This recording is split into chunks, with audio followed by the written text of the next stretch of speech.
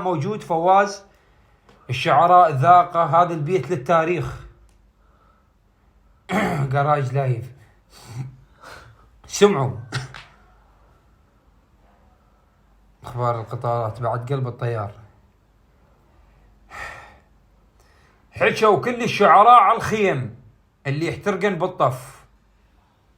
الشاعر الفلاني قال الخيم كذا والخيم كذا والخيم كذا، شعراء كبار ومن ضمنهم الشاعر سمير صبيح الله يرحمه وجبار رشيد وناظم الحاشي. فاكو واحد قاعد بالركن قال لهم ارد اشارك، قالوا له عم انت صغير وينك وين الشعر وين هاي السوالف. طبعا بس خلنا شقيتهم. فهذا الشاعر قالوا له اقرا.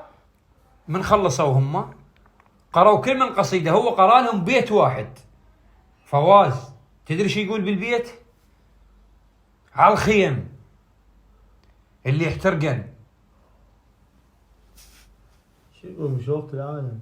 يقول البيت، تسمعوني؟ تسمعوني؟ سمعونك. يقول الخيم